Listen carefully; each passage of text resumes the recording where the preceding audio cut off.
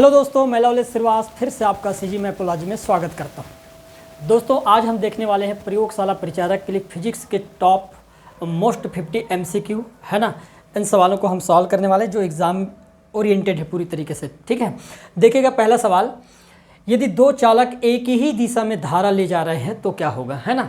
कई बार क्या होता है कि एक ही तार में मान लो एक ही डायरेक्शन में हम धारा का प्रवाह कर दें तो होगा क्या दोस्तों, ध्यान समझना।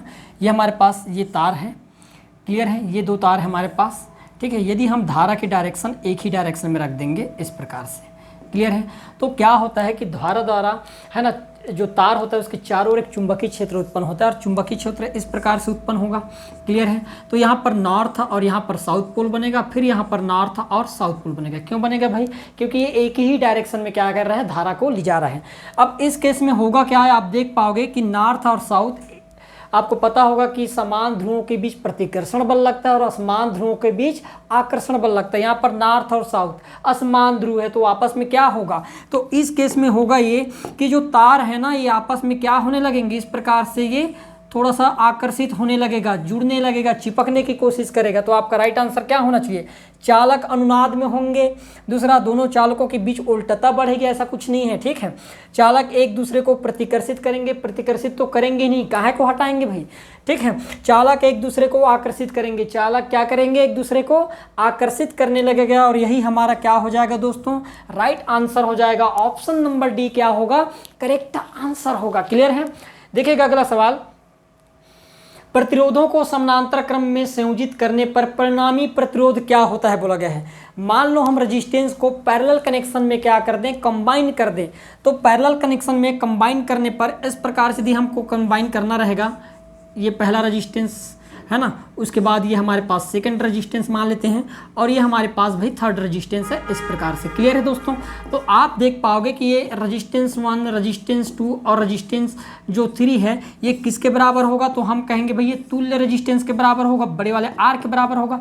तो पैरेलल कनेक्शन में होता क्या है कि 1/r की जो वैल्यू होता है ना वो किसके बराबर होता है, 1/r1 plus 1/r2 plus 1/r3 के क्या हो जाता है, बराबर होता है।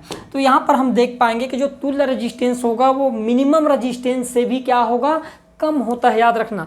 यहाँ पर बोला गया सबसे कम प्रतिरोध के बराबर होगा, सबसे कम प्रतिरोध से कम होगा, सबसे अधिक प्रतिरोध के बराबर होगा। चौथा ऑप्शन थोड़ा सा दिख नहीं रहा है ना, चौथा ऑप्शन है सबसे अधिक प्रतिरोध से अधिक होगा। तो हमेशा याद रखना कि जो रेजिस्टेंस होता है, तुल्य रेजिस्टेंस होता है, वो न्यूनतम प्रतिरोध से भी क्या होता है, कम होता है। यहाँ पर ऑप्शन होगा सबसे कम प्रतिरोध के बराबर, नहीं, सबसे कम प्रतिरोध से भी क्या होगा, कम होगा।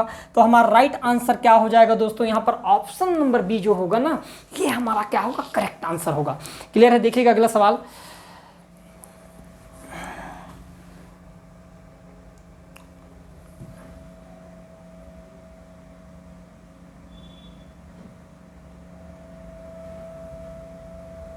देखिएगा नेक्स्ट सवाल, बोला गया है कि एक प्रकाश किरण हवा से 1.33 के अपवर्तनांक वाले जल में, है ना, 1.33 के अपवर्तनांक वाले जल में प्रवेश करती है तो क्या होता है। आप समझ रहे हो कि हवा का अपवर्तनांक कितना होता है भाई, तो हवा का अपवर्तनांक 1 होता है और जो जल है, क्योंकि हवा से 1.33 अपवर्तनांक मतलब जल में प्रवेश कर रहा है और जल का अपवर्तनांक कितना दिया है, 1.33।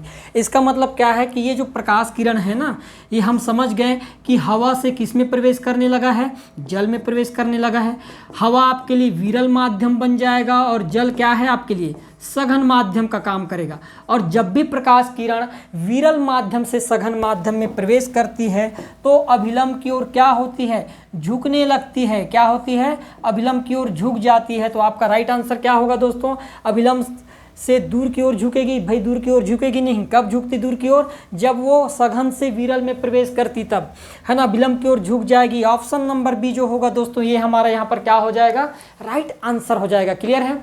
देखिएगा नेक्स्ट सवाल, ध्वनि का तारत्व निर्भर करता है। तारत्व मतलब क्या होता है, पिच, है ना। जैसे पिच तारत्व से हम क्या करते हैं, ध्वनि के पतले या मोटे होने के गुण का अंतर स्पष्ट करते हैं। जैसे स्त्रियों की आवाज़ की तारत्व अधिक होती है इसलिए उनकी ध्वनि पतली लगती है, पुरुषों की आवाज़ का तारत्व अधिक होता है इसलिए उनकी कम होता है तारत्व, इसलिए उनकी ध्वनि कैसे लगती है, मोटी लगती है।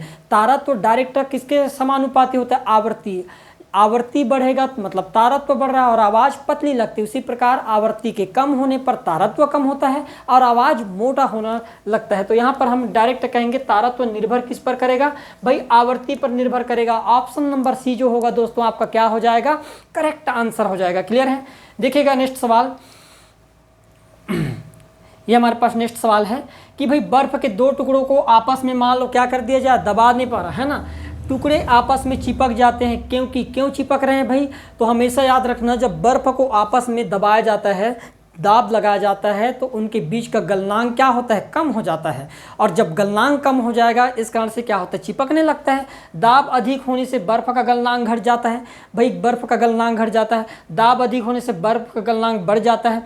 दाब अधिक होने से बर्फ का गलनांक पहले घटता है फिर बढ़ता है बोला गया है। दाब व गलनांक में कोई संबंध नहीं। तो याद रखना कि दो बर्फों को आपस में जब दबाया जाता है, चिपकाया जाता है, सब प्रेशर लगाया जाता है ना, तो गलनांक कम हो जाता है और इस कारण से वो चिपक जाता है। आपका राइट आंसर क्या हो जाएगा दोस्तों, ऑप्शन नंबर ए जो होगा ये क्या होगा यहाँ पर हमारा करेक्ट आंसर हो जाएगा। क्लियर है। देखिएगा अगला सवाल,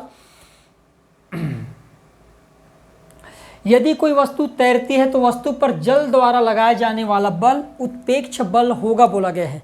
अब यहाँ पर मान लो कोई व्यक्ति, मान लो आप तैर रहे हो भाई, है ना, ऐसे तैरते हो ना, ये पानी है और आप तैर रहे हो ऊपर में, पानी के ऊपर ही तैर, मतलब थोड़ा सा पानी में से डुबकी लगा कर तैरोगे ना ऐसे। क्लियर है। अब यहाँ पर बोला गया कि यदि कोई वस्तु तैरती है तो वस्तु पर जल द्वारा लगाया जाने वाला उत्प्रेक्ष बल होगा। तो हमेशा याद रखना कि जल द्वारा जो बल लगाया जाएगा ना वो हमेशा वस्तु के ऊपर की ओर लगेगा। कहाँ लगेगा, ऊपर। वस्तु का भार नीचे की ओर और उत्प्लावन बल जो होता है वस्तु को ऊपर उठाने के लिए ऊपर की ओर काम करने लगता है। क्लियर। तो वस्तु के भार से कम होना चाहिए, शून्य होना चाहिए, वस्तु के भार के बराबर होना चाहिए, वस्तु के भार से अधिक होना चाहिए बोला गया है। तो हमेशा याद रखना कोई वस्तु यदि पानी में तभी तैरेगा जब वस्तु के भार से मतलब वस्तु का भार उत्प्लावन बल से क्या होगा, कम होना चाहिए भाई। उत्प्लावन बल से यदि वस्तु का भार कम है तब तो वस्तु तैर सकता है। तो वस्तु के भार से कम है ना, शून्य वस्तु के भार के बराबर या वस्तु के भार से अधिक। तो उत्प्लावन बल का मान वस्तु के भार से क्या होने चाहिए, अधिक होने चाहिए। वस्तु का भार कम होना चाहिए, तब वो क्या कर सकता है, तैर सकता है। तो ऑप्शन नंबर डी क्या होगा दोस्तों, यहाँ पर हमारा राइट आंसर होगा। क्लियर है। देखिएगा 7वां क्वेश्चन, गुरुत्वाकर्षण की वजह से उत्पन्न होने वाले त्वरण का मान निर्भर नहीं होता बोला गया है। अब गुरुत्वाकर्षण के कारण मान निर्भर नहीं करता, तो हमारे पास पता है कि भाई जो बल होता है गुरुत्वाकर्षण बल वो G into M1 into M क्या होता है 2 अपान R के स्क्वायर के बराबर होता है। क्या ये तो होता है ना। अब हम देखेंगे गुरुत्वाकर्षण G का स्थिरांक, भाई ये निर्भर करता है। दूसरा हम देखेंगे नीचे गिरने वाली वस्तु का द्रव्यमान M पर भी निर्भर करता है। पृथ्वी की त्रिज्या पर निर्भर करता है। पृथ्वी का द्रव्यमान पृथ्वी स्वयं के द्रव्यमान पर निर्भर नहीं करता। तो आपका राइट आंसर क्या हो जाएगा, नहीं करता है बोला गया। तो ऑप्शन नंबर डी जो होगा दोस्तों हमारा यहाँ पर क्या होगा, करेक्ट आंसर हो जाएगा। क्लियर है। देखिएगा नेक्स्ट सवाल, किसी तने हुए रबर बैंड में किस प्रकार की ऊर्जा होती है। जो भी आपको दिखाई नहीं देता, ऐसा लगता है कि भाई वहाँ पर ऊर्जा नहीं होगी, लेकिन ऊर्जा होती है। जैसे तने हुए गुलेल है ना, गुलेल को ऐसा खींच कर तानते हैं तो वहाँ पर एक ऊर्जा होती है। और कौन सी ऊर्जा होती है, स्थितिज ऊर्जा होती है। उसी प्रकार जो धनुष बाण होता है ना, उसमें जैसे धनुष में ऐसा खींच कर रखते हैं, उसमें भी स्थितिज ऊर्जा होती है। उसी प्रकार रबर में भी, और जो बड़े बड़े जलाशय बांध होते हैं ना, वहाँ पर जो पानी जो स्टोर करके रखते हैं ना, वहाँ पर भी स्थितिज ऊर्जा होती है। तो आपका राइट आंसर क्या हो जाएगा दोस्तों, ऑप्शन नंबर सी जो होगा स्थितिज ऊर्जा, ये हमारा क्या होगा, राइट आंसर हो जाएगा। क्लियर है। देखिएगा अगला सवाल, वह भौतिक राशि जो कभी भी ऋणात्मक नहीं हो सकती बोला गया है, कभी भी निगेटिव नहीं हो सकती। अब यहाँ पर हम 4 ऑप्शन दिया गया है। दूरी, तो दूरी की मतलब क्या होता है, पथ की लंबाई को दूरी बोलते हैं। आप वो कहते हैं ना, घूम फिर कर कहीं भी चले जाओ, आप निश्चित डिस्टेंस ही तय करोगे, पथ को तो तय करना ही पड़ेगा। तो ये कभी भी निगेटिव नहीं हो सकता। बल की बात करें, बल कब निगेटिव हो सकता है, जब घर्षण बल के रूप में काम करना चालू कर दे, तब बल क्या करेगा, निगेटिव दर्शाएगा। त्वरण की बात करें, जब मंदन के रूप में वेग के समय के साथ इसके वेग में लगातार कमी होने लगे, जैसे पत्थर को आप आसमान की ओर उछालते हो, भाई वेग स्टार्ट में ज़्यादा था, लेकिन जैसे जैसे ऊपर चलते गया उसका वेग वैसे वैसे कम होते गया। तो यहाँ पर भी आपको ऋणात्मक देखने को मिला। वेग भी क्या होता है, समय के साथ इसकी इस गति में कमी होती है, तो ये भी क्या होता है, ऋणात्मक होता है। तो कौन सी राशि ऋणात्मक नहीं हो सकता, हमेशा याद रखना, दूरी भी कभी ऋणात्मक नहीं होता। ऑप्शन नंबर ए जो होगा दोस्तों क्या हो जाएगा, राइट आंसर हो जाएगा। क्लियर है। देखिएगा हमारा 10वां नंबर का सवाल, विश्व गुरुत्वीय त्वरण का मान अब जो गुरुत्वीय त्वरण जी का मान किस पर डिपेंड करता है, तो आपको पता होना चाहिए कि भाई आर किस स्क्वायर के बराबर होता है। गुरुत्वीय त्वरण का मान पृथ्वी के त्रिज्या के वर्ग के समानुपाती व्युत्क्रमानुपाती होता है। तो विषुववृत्त ध्रुवों पर समान होता है। यदि मैं बात करूं गुरुत्वीय त्वरण जी के मान, तो ये आपके पास नॉर्थ गोलार्ध है और ये साउथ गोलार्ध है। क्लियर है, ये हमारे पास विषुवत रेखा है। क्लियर है, तो सबसे ज़्यादा कहाँ पर होता है, नॉर्थ और साउथ में है ना, ध्रुवों में गुरुत्वीय त्वरण का मान सबसे ज़्यादा होता है और सबसे कम कहाँ पर होता है, तो विषुवत रेखा में होता है। क्लियर है, तो यहाँ पर दिया गया कि विषुवत वृत्त का तथा ध्रुवों पर समान होता है, भाई ये गलत है। फिर ध्रुवों पर न्यूनतम होता है, भाई ध्रुवों पर तो अधिकतम होता है, तो ये भी आपका राइट नहीं हो सकता। विषुवत वृत्त पर न्यूनतम होता है, हाँ भाई विषुवत वृत्त पर न्यूनतम होता है, ये राइट है। ध्रुवों से विषुवत वृत्त की ओर बढ़ता है। अब भाई जब आप ध्रुव से विषुवत वृत्त की ओर आओगे तो बढ़ेगा क्या है, वो तो घटता है। तो आपके पास तीसरा ऑप्शन भी क्या होता है, गलत हो जाता है। तो पहला राइट आंसर क्या हो जाएगा दोस्तों, ऑप्शन नंबर सी, विषुवत रेखा पर गुरुत्वीय त्वरण का मान सबसे कम होता है और यही आपका क्या होगा, राइट आंसर हो जाएगा। क्लियर है, देखिएगा आप 11 नंबर का सवाल, कोई लड़की 60 सेंटीमीटर लंबे, ठीक है, कोई लड़की 60 सेंटीमीटर लंबे, ठीक है, कोई लड़की 60 सेंटीमीटर लंबे लंबाई दिया गया है, लंबाई कितना दिया, 60 सेंटीमीटर, चौड़ाई 40 और 20 सेंटीमीटर ऊंची, किसी बाक्स पर 3 ढंग से खड़ी होती है बोला गया है। ठीक है, तो बाक्स द्वारा लगाया गया दाब, अब भाई दाब डिपेंड किस पर करता है, तो आपको समझ आना चाहिए कि भाई जैसे कई बार बोला जाता है ना कि जब दलदल में फंस जाओ तो दलदल में फंसने पर क्या करना चाहिए, छटपटाना चाहिए क्या, नहीं, है ना भाई। दलदल में कभी फंस जाओ तो कोशिश ये करना कि लेट जाओ, ऐसे लेटने से क्या होगा भाई, है ना, आप बचोगे तो नहीं, ऐसा तो नहीं कि बच जाओगे लेट जाओगे, लेकिन कुछ समय तक आप वहाँ पर धंसने से, अंदर डूबने से बच सकते हो, थोड़ा लेट से डूबोगे। क्लियर है, तो ये होता है कि भाई क्षेत्रफल बढ़ने से दाब कम हो जाता है और क्षेत्रफल कम तो दबाव ज़्यादा और क्षेत्रफल ज़्यादा तो दाब क्या होता है, कम होता है। अब ये बोला गया है कि 3 ढंग से खड़ी, तो बाक्स द्वारा लगाया गया दाब तब अधिकतम होगा जब आधार और लंबाई व चौड़ाई से बना है, ये तो बिल्कुल गलत है।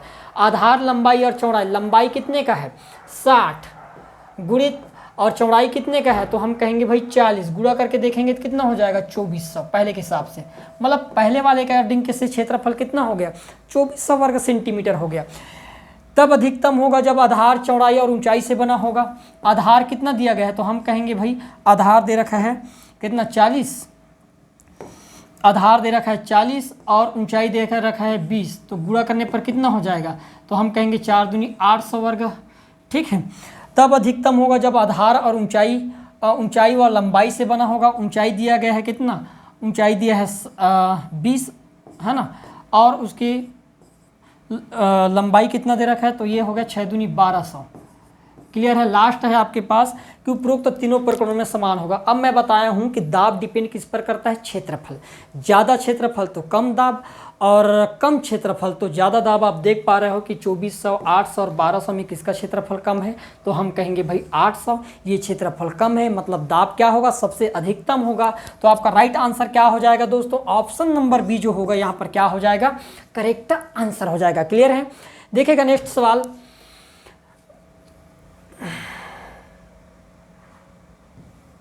देखिएगा बोला गया है कि 2 कण कुछ दूरी पर रखे हैं, यदि दोनों कणों के द्रव्यमान दुगने कर दिए जाए, ठीक है, दोनों कणों के द्रव्यमान को क्या कर दिया जाए, दुगने कर दिया जाए और इनके बीच की दूरी अपरिवर्तित रखे, तो इनके बीच का गुरुत्वाकर्षण बल क्या होगा।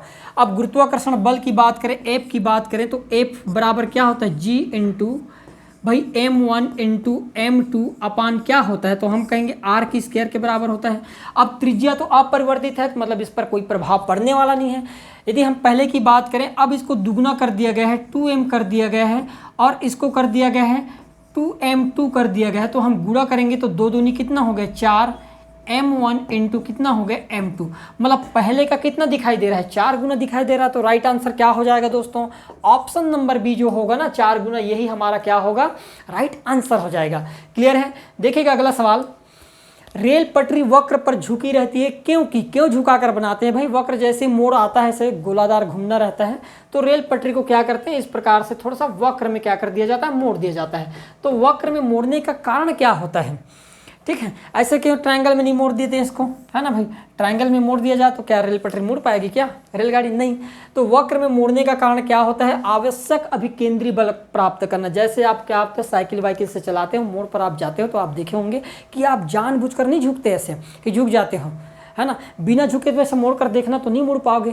हम साइकिल में मोड़ पर से झुकने का मेन कारण क्या होता है, आवश्यक अभिकेंद्री बल प्राप्त करने के लिए क्या करते हैं, मोड़ में से हम साइकिल को झुकाते हैं और आसानी से हम क्या करते हैं, फिर मोड़ लेते हैं।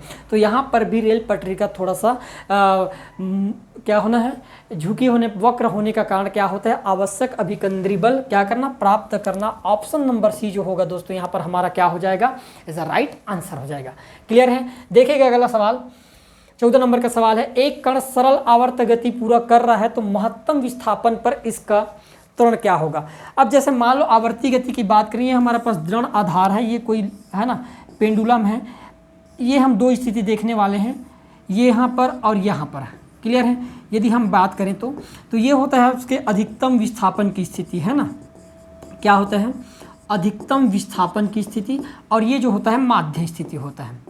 क्लियर है।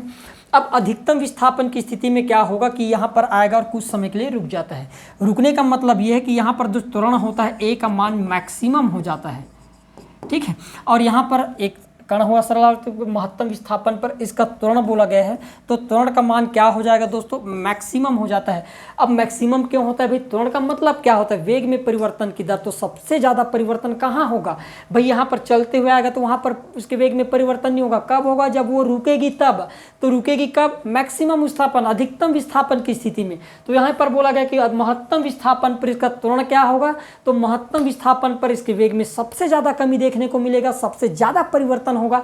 तो उस स्थिति में इसके त्वरण का मान मैक्सिमम होगा। ऑप्शन नंबर सी जो होगा दोस्तों क्या हो जाएगा, यहाँ पर हमारा राइट आंसर हो जाएगा। क्लियर है। देखिएगा अगला सवाल, 5वां नंबर का सवाल, उत्पेक्ष बल और भार कार्य करते हैं। अब उत्पेक्ष बल मतलब उत्प्लावन बल की बात कर रहे हैं ना, थ्रस्ट फोर्स एंड वेट। जैसे मान लो कोई वस्तु को पानी में तैरना है ना, आप तैरना चाहते हो, चलो हम आपको बना देते हैं इस प्रकार से, आप थोड़ा है ना ऐसे तैर रहे हो भाई, है ना, केकड़ा टाइप का दिख रहा है, अलग बात है, ठीक है, समझना मेरी बात।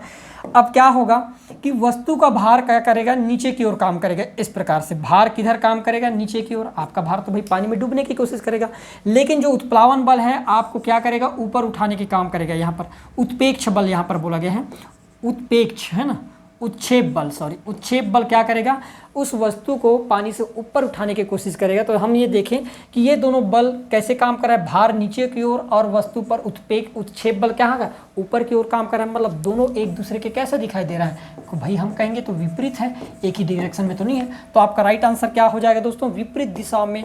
ऑप्शन नंबर बी जो होगा ये हमारा क्या हो जाएगा, यहाँ पर करेक्ट आंसर हो जाएगा। क्लियर है। देखिएगा अगला सवाल, कितना तापमान होने पर पाठ्यांक सेल्सियस और फ़ारेनहाइट ताप पैमानों में एक होंगे। अब यदि हम तापमापी की बात करें तो अलग अलग समय में अलग अलग वैज्ञानिकों द्वारा अलग अलग प्रकार के तापमापी लॉन्च किए गए थे। सबसे पहले कोई तापमापी लॉन्च हुआ था तो फ़ारेनहाइट आया था, जिसको फ़ारेनहाइट महोदय ने लाया था। उसके बाद र्यूमर पैमाना आया, र्यूमर पैमाना को र्यूमर महोदय ने लाया था। उसके बाद सेल्सियस ताप पैमाना आया, सेल्सियस ताप पैमाने को भाई सेल्सियस ने लाया था। और बाद में सबसे आया था केल्विन, जो सेल्सियस का ही प्ररूप था। क्लियर है। तो फ़ारेनहाइट ताप पैमाना में हमने क्या देखे कि उसका पानी का जो क्वथनांक है वो 212 डिग्री रखा और पानी का हिमांक 332 डिग्री फ़ारेनहाइट रखा।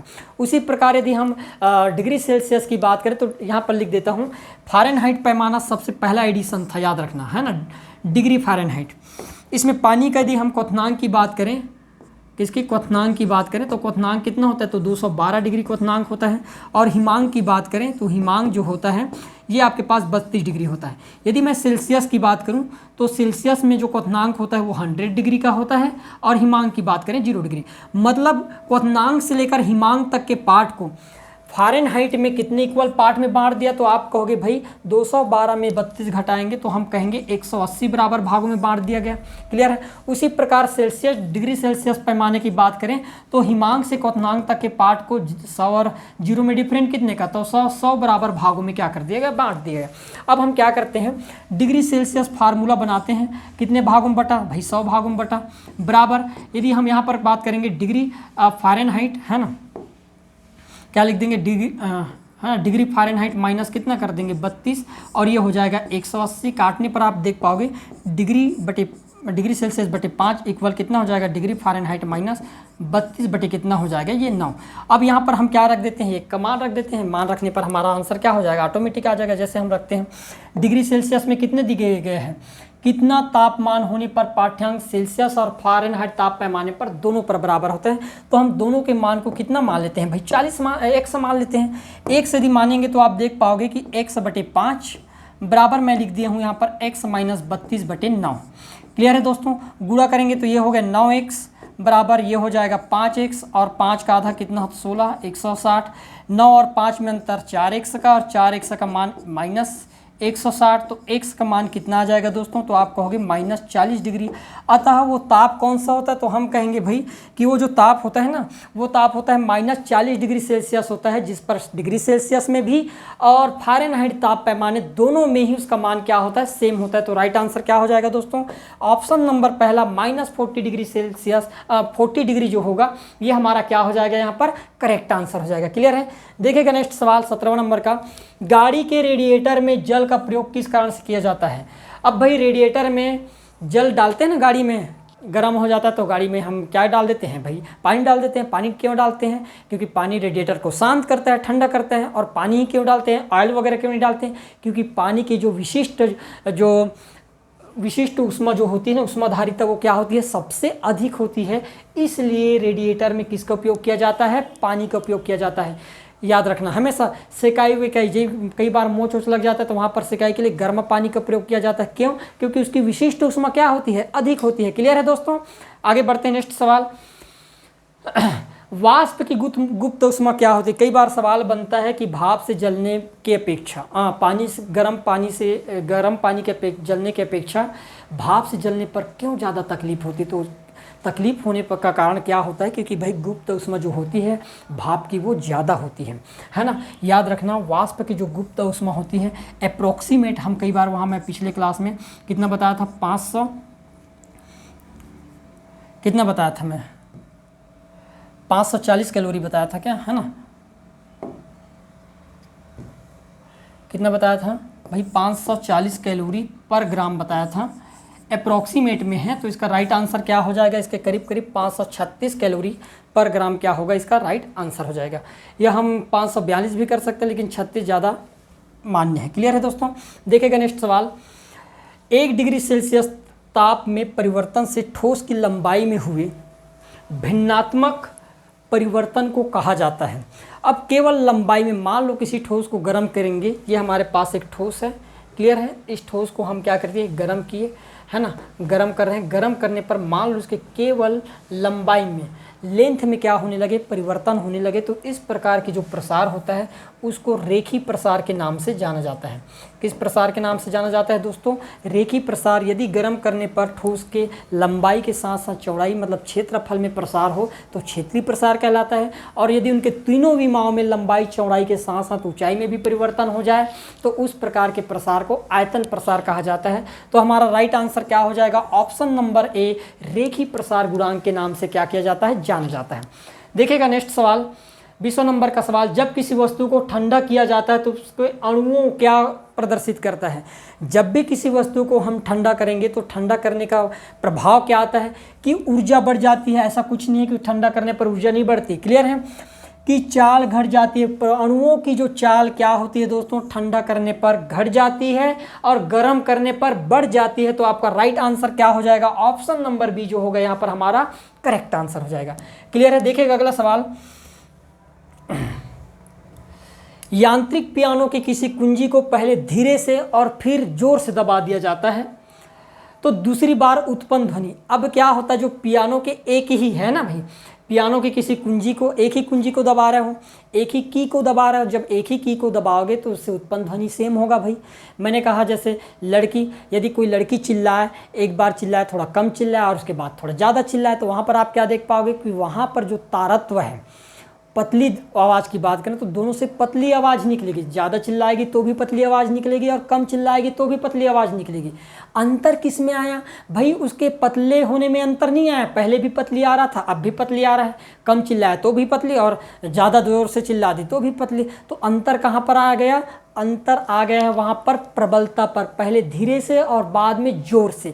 तो तारा तो चेंज नहीं होगा, चेंज क्या होगा, उसके जो प्रबलता है वो चेंज हो जाएगा दोस्तों। पहले ध्वनि से प्रबल होगी परंतु इसका तारा तो भिन्न नहीं होगा। ऑप्शन नंबर पहला जो होगा हमारा क्या हो जाएगा यहाँ पर, राइट आंसर हो जाएगा। क्लियर है समझ में, तारा तो सेम रहेगा, केवल प्रबलता बढ़ जाएगा। धीरे बोलेगी तो धीरे से दबाओगे तो कम आवाज़, और यदि जोर से दबा रहे हो तो ज़्यादा आवाज़ आने लगेगा। क्लियर है, तो राइट आंसर क्या हो जाएगा, ऑप्शन नंबर पहला क्या होगा दोस्तों, राइट होगा। स्पष्ट प्रतिध्वनि सुनने के लिए मूल ध्वनि तथा परावर्तित ध्वनि के बीच कम से कम समय अंतराल होना चाहिए। ठीक है, कितने का होना चाहिए बोला गया कि स्पष्ट प्रतिध्वनि सुनना है भाई आपको, है ना। स्पष्ट प्रतिध्वनि सुनने के लिए मूल ध्वनि तथा परावर्तित ध्वनि के बीच कम से कम समय अंतराल कितने का होना चाहिए, तो आपको याद होना चाहिए 0.a होता है 1/10 सेकेंड का होता है।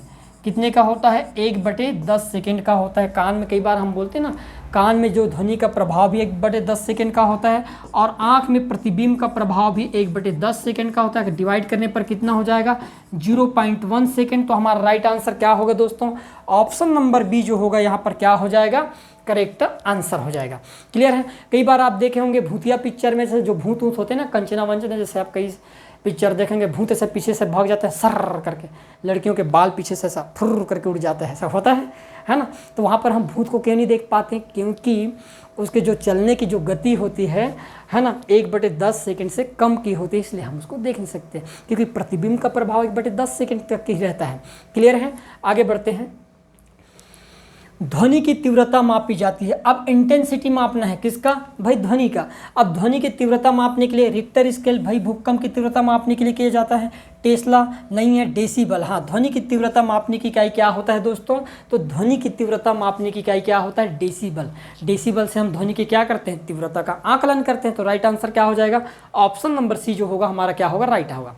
एक भू स्थिर उपग्रह 35,790 किलोमीटर ऊंचाई पर एक कक्षा के पूर्ण परिक्रमण में कितना समय लेता है। तो जो भी भू स्थायी उपग्रह होता है, याद रखना है ना, पृथ्वी सतह से हमेशा याद रखना, अप्रॉक्सीमेट बोल दे रहा हूँ, अप्रॉक्सीमेट 36,000 किलोमीटर की ऊंचाई पर होता है, और पृथ्वी के केंद्र से भूस्थायी उपग्रह की ऊंचाई लगभग 42,000 किलोमीटर की होती है दोस्तों। ये याद रखना, इतने ऊंचाई पर जो भी सैटेलाइट होते हैं, भूस्थायी उपग्रह, जियो सैटेलाइट, उसको क्या कर दिया जाता है, उड़ाया जाता है। और ये इसका जो परिक्रमण काल होता है पूरा एक चक्कर, वो पृथ्वी के चक्कर के बराबर होता है, मतलब टोटल 24 घंटे के क्या होते हैं, बराबर होते हैं। तो राइट आंसर क्या हो जाएगा हमारे पास, 24 आंसर आवर, यही हमारा क्या हो जाएगा, जो करेक्ट आंसर हो जाएगा। क्लियर है, याद रखना, पृथ्वी सतह से 36,000 किलोमीटर, और पृथ्वी के केंद्र की बात करें तो पृथ्वी के केंद्र से भूस्थायी उपग्रह की ऊंचाई की बात करेंगे तो 42,000 किलोमीटर होगा, और ये आपको क्या होना चाहिए, याद रहना चाहिए। क्लियर, देखिएगा नेक्स्ट सवाल 25वां नंबर का। जब कार एक मोड़ लेती है, कई बार क्या होता है ना, जैसे गाड़ी वाड़ी में बैठे रहते तो कार जब एक ऐसे मोड़ लेती है तो वह कौन सा बल है जो हमें बाहर की ओर फेंकता है। आप देखे होंगे जब जैसे हम कार वार में बस में सफ़र करते हैं तो जैसे मोड़ आता है तो हम क्या करते हैं, मोड़ इधर मुड़ेगा, ऐसे मुड़ेगा तो हम क्या करते हैं, इधर ऐसे फेंकाते हैं ना भाई। तो फेंकाने का कारण क्या होता है, वहाँ पर कौन सा बल काम करता है, वहाँ पर अपकेंद्री बल काम करता है। अभी केंद्रीय बल काम करता तो हम झुकते, लेकिन वहाँ पर कौन सा बल काम करता है, अपकेंद्री बल काम करता है, केंद्र से हमको बाहर की ओर फेंकने की काम करता है। तो राइट आंसर क्या हो जाएगा दोस्तों, ऑप्शन नंबर बी, अपकेंद्री बल काम करता है, और यही हमारा क्या हो जाएगा, राइट आंसर हो जाएगा। क्लियर है, देखिएगा नेक्स्ट सवाल।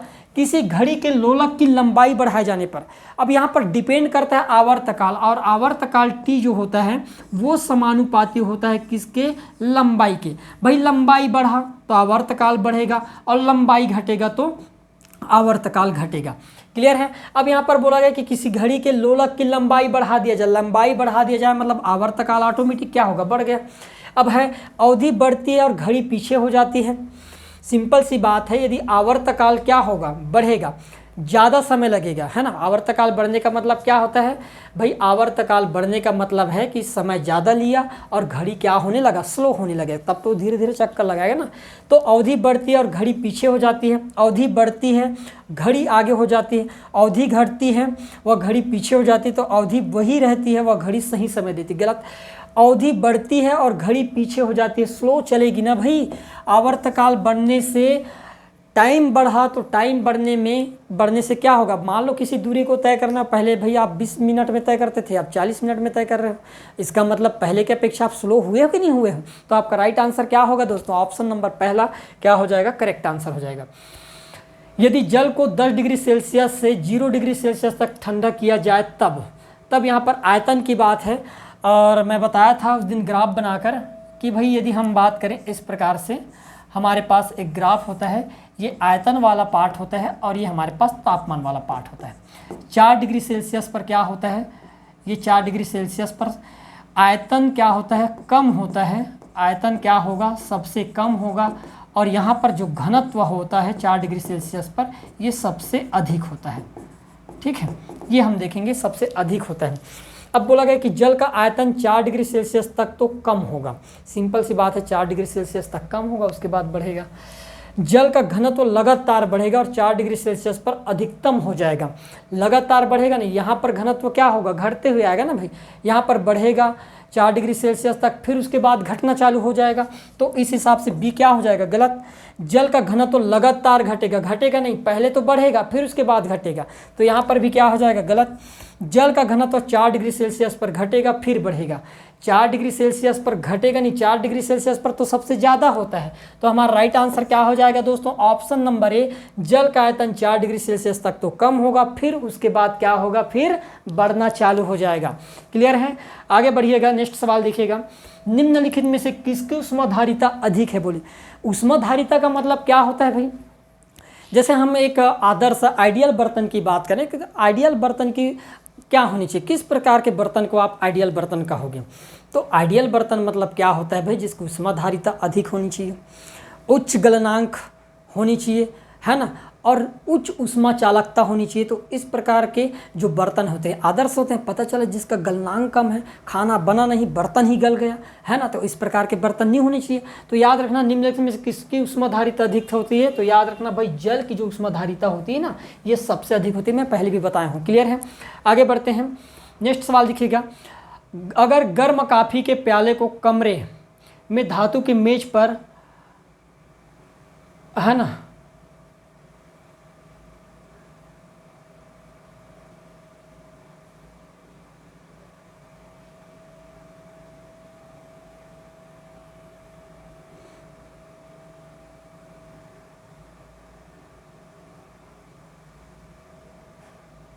ऐसे देख लेते हैं, है ना।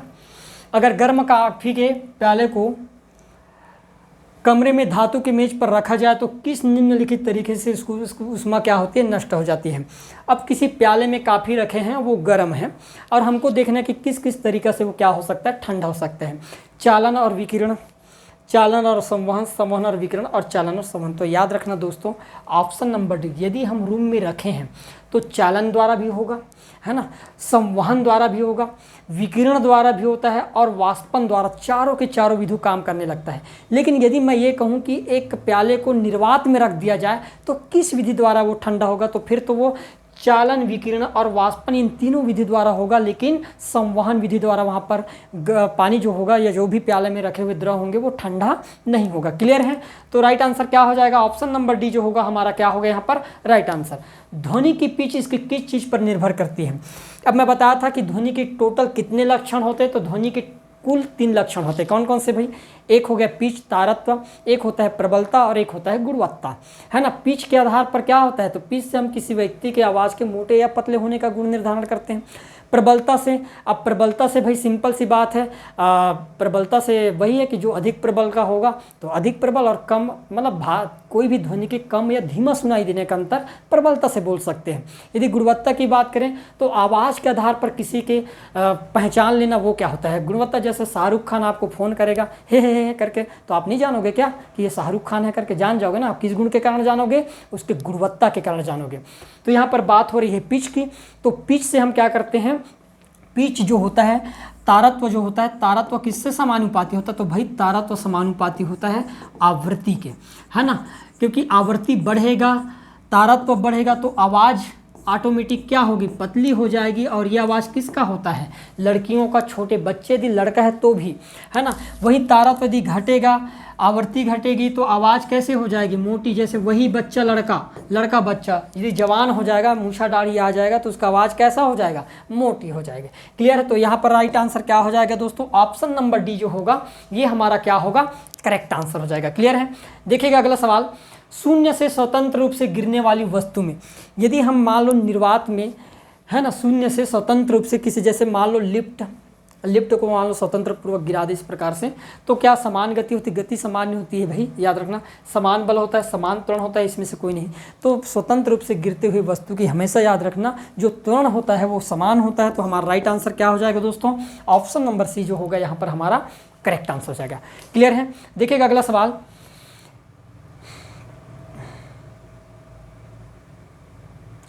किसी गतिमान पिंड के लिए विस्थापन तथा दूरी का आंकिक अनुपात क्या होता है। अब जैसे मैंने बताया कि विस्थापन मतलब क्या होता है भाई, विस्थापन का मतलब होता है डिस्प्लेसमेंट। यदि कोई वस्तु एक ही दिशा में गति करे या एक ही दिशा में कुछ दूरी तय करे तो वो विस्थापन होता है। और पथ की लंबाई को क्या बोल देते हैं, दूरी बोल देते हैं। यदि मैं बोल दूं कि ये मेरे पास एक घर है और मुझे यहाँ पर जाना है, तो ये जो सीधा जा रहा हूँ ये 2 किलोमीटर है भाई मान लेते हैं, तो ये दूरी भी होगा हमारे लिए और विस्थापन दोनों के केस में यहाँ पर क्या हो सकता है, बराबर हो सकता है। यदि मैं दूरी और विस्थापन के आंकिक अनुपात की बात करूँ तो 2:2 कितना हो जाएगा, तो आप कहोगे 1। क्लियर है। अब हम बात करते हैं कि भाई व्यक्ति यहाँ से निकला और घूम फिर कर वहीं पर आ गया, तो मान लेते हैं यहाँ पर 2 किलोमीटर दूरी है, लेकिन विस्थापन की बात करें, डिस्टेंस तो 2 किलोमीटर होगा और विस्थापन डिस्प्लेसमेंट कितना होगा, तो आप कहोगे 0। अब 0 को 2 से भाग देंगे तो क्या हो जाएगा भाई, सिंपल सी बात है 0 हो जाएगा। तो हम मतलब कहने का मतलब ये है कि अनुपात 1 से क्या होगा, 1 के बराबर अथवा कम होगा। तो आपका राइट आंसर क्या हो जाएगा दोस्तों, 1 के बराबर या तो 1 से कम हो सकता है, जरूरी नहीं कि वो है ना भाई।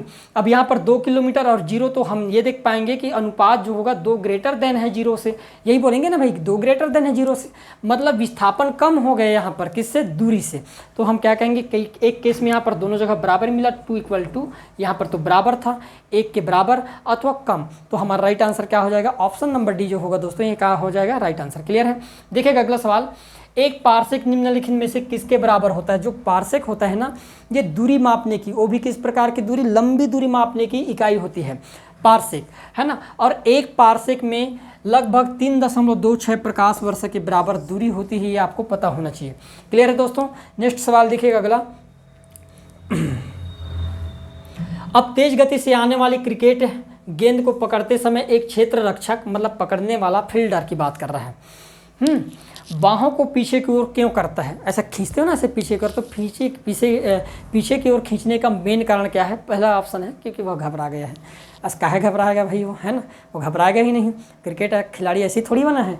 क्लियर है। तो पहला तो बिल्कुल कुछ मतलब ही नहीं है, क्योंकि इसमें गेंद को लक्ष्य बनाने में मदद मिलती है, लक्ष्य बनाने में मदद नहीं, क्योंकि वह लंबे समय तक कम बल का अनुभव करता है, ये भी नहीं है, क्योंकि इससे उसे सतर्कता मिलती है, क्योंकि इससे गेंद को लक्ष्य बनाने में मदद मिलती है, संवेग में परिवर्तन होता है, पीछे खींचने पर क्या होता है, उसके संवेग में परिवर्तन होता है और हाथों पर चोट नहीं लगती, मतलब क्योंकि इसमें गेंद को लक्ष्य बनाने में मदद मिलती है, उसको रोकने में मदद मिलती है। तो राइट आंसर क्या हो जाएगा दोस्तों, ऑप्शन नंबर बी जो होगा आपका क्या होगा, करेक्ट आंसर हो जाएगा। क्लियर है। नेक्स्ट सवाल देखिएगा, यांत्रिक ऊर्जा किनका योग होता है। यदि कुल ऊर्जा की बात करें, यांत्रिक ऊर्जा, तो यांत्रिक ऊर्जा हमेशा याद रखना, स्थितिज ऊर्जा और गतिज ऊर्जा का जो सम होता है वो यांत्रिक ऊर्जा के बराबर होता है। ऑप्शन नंबर ए यहाँ पर क्या हो जाएगा दोस्तों, हमारा राइट आंसर हो जाएगा। क्लियर है। देखिएगा अगला सवाल, हवा में ध्वनि तरंगे होती है। अब यदि मैं बात करूं कि जो ध्वनि तरंगे गमन करती है तो उसके 2 रास्ते होते हैं, एक होता है आपके पास अनुप्रस्थ और एक होता है अनुदैर्घ्य तरंगे।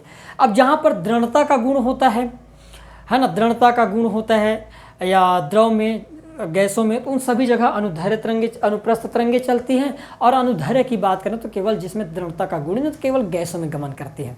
तो आपका राइट आंसर क्या हो जाएगा, हवा में गमन करे तो अनुदैर्घ्य। यदि कई बार सवाल पूछा जाता है कि लहर, जैसे पानी के ऊपरी सतह में किस प्रकार की तरंग होगा, तो वहाँ पर अनुप्रस्थ के साथ साथ अनुदैर्घ्य दोनों के दोनों गति करेगा।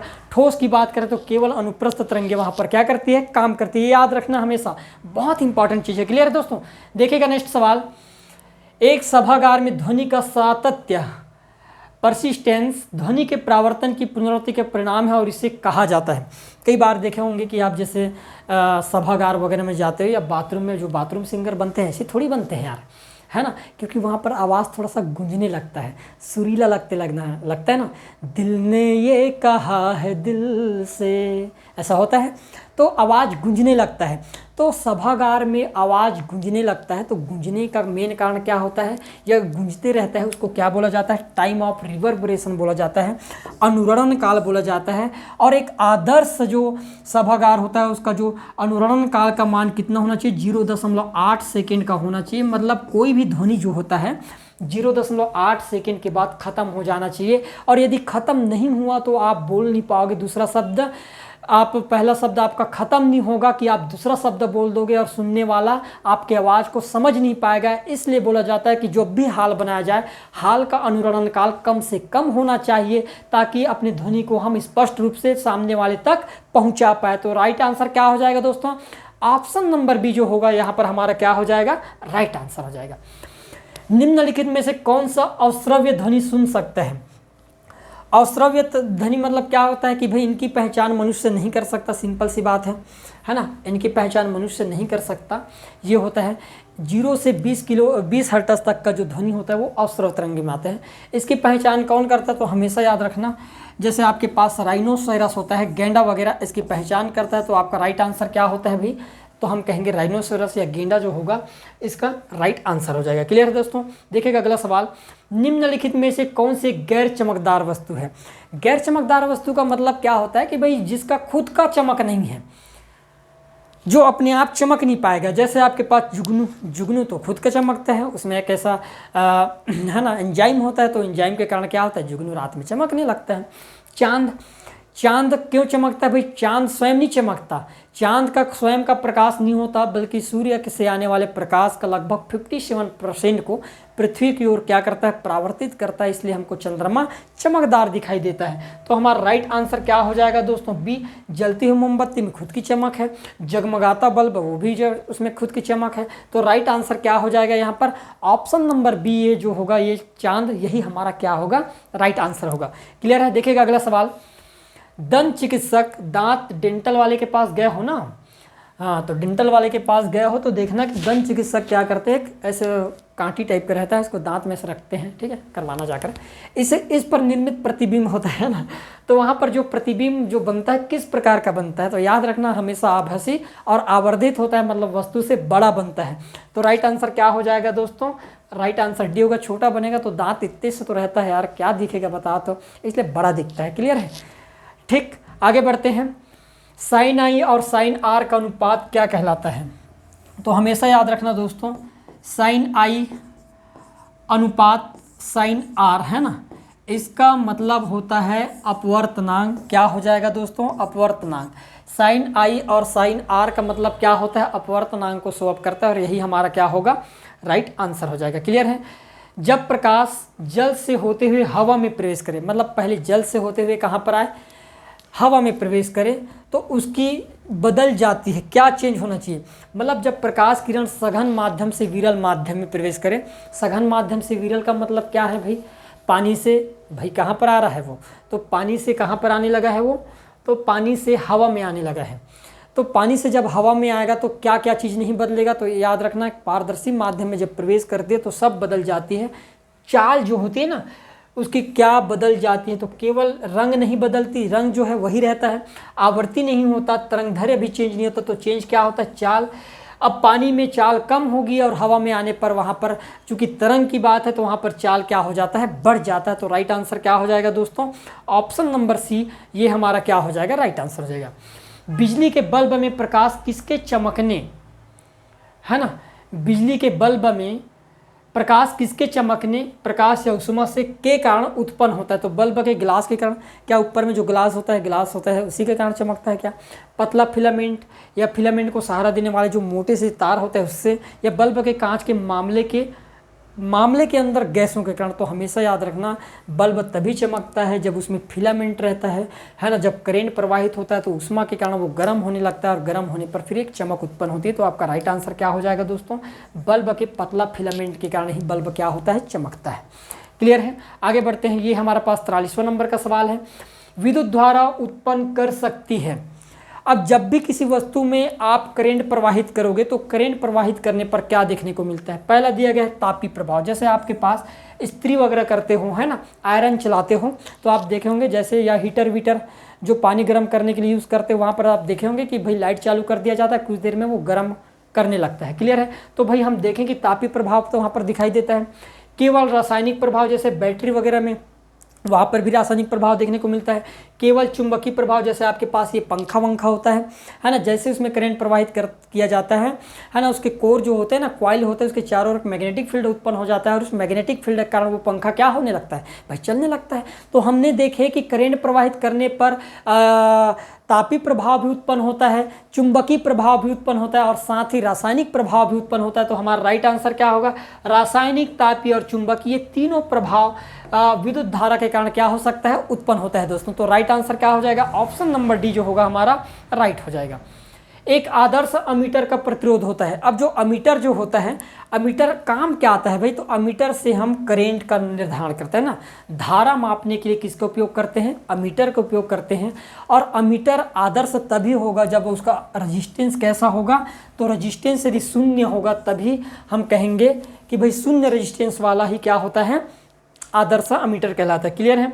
देखिएगा नेक्स्ट सवाल, परम शून्य वह ताप होता है। क्रिटिकल टेम्परेचर की बात किया गया है, एब्सोल्यूट टेम्परेचर 0 है ना। तो क्रिटिकल टेम्परेचर मतलब यह परम शून्य ताप मतलब कितना होता है, -273 डिग्री सेल्सियस, 0.15 डिग्री सेल्सियस के ताप को क्या बोला जाता है, क्रिटिकल टेम्परेचर बोला जाता है। और इस अवस्था में आणविक गति क्या होती है, पूरी तरीके से रुक जाती है किसी भी वस्तु में, याद रखना दोस्तों, है ना। यदि आणविक गति रुकने की बात है या क्रिटिकल टेम्परेचर की बात होती है तो -273.15 डिग्री सेल्सियस पर अप्रॉक्सीमेट में इसको हम कितना बोल देते हैं, -273 डिग्री सेल्सियस बोल देते हैं। और इस टेम्परेचर पर किसी भी वस्तु के जो अणु होते हैं उनकी गति क्या होती है, रुक जाती है। तो राइट आंसर क्या हो जाएगा, ऑप्शन नंबर ए क्या होगा दोस्तों, हमारा राइट आंसर हो जाएगा। क्लियर है। अब हम बात करते हैं नेक्स्ट सवाल, अफ्रीका के काली त्वचा वाले व्यक्ति ब्रिटेन के सफ़ेद त्वचा वाले व्यक्तियों की तुलना में। अब यहाँ पर हम बात करते हैं तो यहाँ पर आप देख पाओगे कि भाई ये विकिरण के कारण होता है। आप देखे होंगे कि जो सफ़ेद वस्तु होते हैं वो सभी जो संपूर्ण जो ऊष्मा होते हैं उनको परावर्तित कर देता है और काली वस्तु संपूर्ण ऊष्मीय विकिरण का क्या करती है, अवशोषण करती है।